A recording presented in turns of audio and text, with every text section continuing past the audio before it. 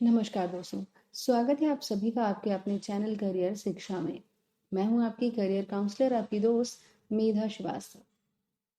Students, पिछले video में आपने देखा और नहीं देखा है तो देखिएगा कि एक सक्सेसफुल करियर प्लानिंग कैसे की जाती है, क्योंकि खुद को नौकरी की योग्य बनाना आप सिर्फ और सिर्फ आपकी जिम्मेदारी है।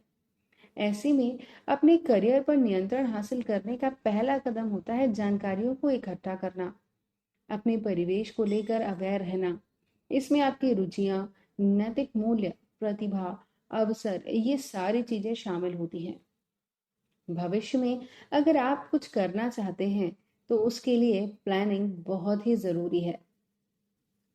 चलिए, ये तो बात हुई कल मैंने जो वीडियो अपलोड किया उसकी। ऐसी और भी जानकारियां हैं जो सफल होने के लिए जरूरी हैं। धीरे धीरे उनसे भी आपको परिचित कराया जाएगा। और अब नजर डालते हैं इस अगली पीपीटी पर जो मैंने करियर इन लॉ पर बनाई है।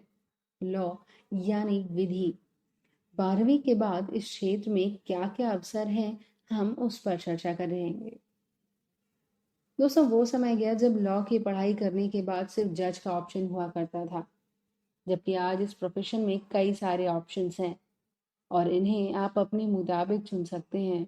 जैसे corporate law, taxation law, IP law. Students at present चाहे गवर्नमेंट सेक्टर हो या प्राइवेट सेक्टर की कंपनीज, सभी लीगल एडवाइजर और कंसल्टेंट को हायर कर रहे हैं। या यूं कह ले कि कंपनीज में लॉ ग्रेजुएट्स की मांग बढ़ रही है। Importance of studying law. विधि या लॉ की पढ़ाई सामाजिक उद्देश्यों के लिए की जाती है। जी हाँ, अगर लीगल थ्योरी को बाहरी दुनिया से रिलेट करना है, इसको समझना है, तो हमें समाज को देखना ही होगा। विश्वविद्यालयों में कराए जाने वाला मूट कंपटीशन एक एक्स्ट्रा करिकुलर एक्टिविटी है जो बिल्कुल कोर्ट प्रोसेस की तरह होती है। ये कंपटीशन स्टूडेंट को ये बताता है कि एक्चुअली कोर्ट में काम कैसे होता है। इसके अलावा इस क्षेत्र में जुडिशियल सर्विसेज एग्जाम आदि के अवसर भी मिलते हैं जो विधि से जुड़े व्यक्तियों के लिए ही हैं। दिन प्रतिदिन की जिंदगी में चाहे वो सब्जी खरीदना हो या गाड़ी चलाना, इसमें लॉ की जरूरत तो होती ही है। स्टूडेंट्स, राष्ट्रीय संस्थानों में पढ़ना अपने आप में एक बड़ी बात होती है। वैसे तो हम पर निर्भर करता है कि पढ़ना कैसे है, और जब एक अच्छा विश्वविद्यालय और पढ़ने की ललक दोनों हो तो सीखना आसान हो जाता है। इसके तहत हमारे व्यक्तित्व का विकास भी सहज तरीके से होता है। Nature of work. एक अधिवक्ता को चाहिए कि वह अपने मुवक्किल की समस्याएं सुने और इसके बाद मामले के तथ्यों को छांटने, विश्लेषण करने में इन्हें अपनी योग्यता दिखानी होती है। विधि के सिद्धांतों का पालन करना होता है। अधिवक्ता वर्ग समाज में शांति व्यवस्था बनाए रखने में भी महत्वपूर्ण योगदान देते हैं। अपने विधिक ज्ञान, योग्यता और नैतिकता द्वारा उन्हें नागरिकों का विश्वास और सद्भाव प्राप्त करना होता है। आगे बढ़ते हैं और नजर डालते हैं उन बिंदुओं पर जिनको अभ्यास में लाकर कोई भी लॉ ग्रेजुएट अपनी वकालत चमका सकता है। या यूं कह सकते हैं कि एक सफल वकील बनने के लिए कौन सी खूबियां होनी चाहिए। Personal attributes. वाक्पटुता और बोलने की कला। यदि आपसे बोलने की असाधारण स्किल्स हैं तो आप इस पेशे में सफल हो सकते हैं। वाक्पटुता के साथ बोलने वालों के लिए यह पेशा सार्थक है। शब्दों को बांध कर और तोल कर कहिए। कोई भी बात तर्क पर और व्यवस्थित होना चाहिए। अपने निजी जीवन में भी अनावश्यक टिप्पणी से बचिए। शब्दों का चयन अच्छा रखिए और लगभग सभी शब्दों को उसके ठीक उच्चारण के साथ कहिए।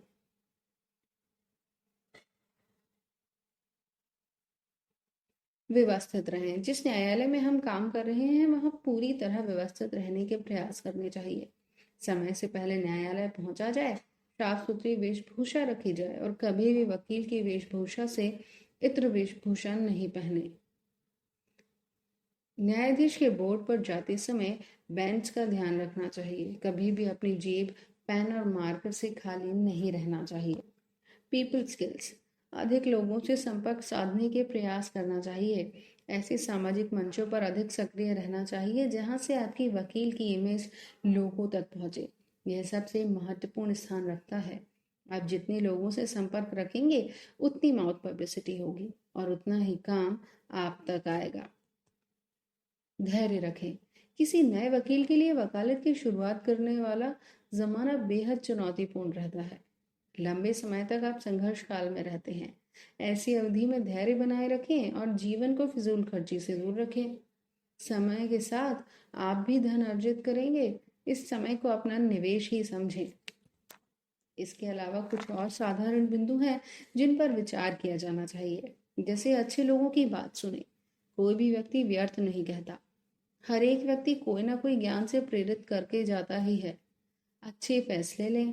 विवेक आदि का सदैव योग प्रयोग करें। किसी भी मामले पर अच्छा विश्लेषण करें, फिर अपनी बात रखें। अलग अलग मुकदमों की फाइल पढ़ने की आदत डालें। इन बिंदुओं पर विचार कर आप सुनहरे भविष्य और भविष्य के बड़े नामी वकील के रूप में खुद स्थापित हो सकते हैं। दोस्तों, हमने अधिवक्ताओं के गुणों को तो जान लिया, पर ये नहीं जाना कि अधिवक्ता बनते कैसे हैं। चलिए अब नजर डालते हैं इस बिंदु पर। तो इस बिंदु का उत्तर है CLAT, common law entrance exam.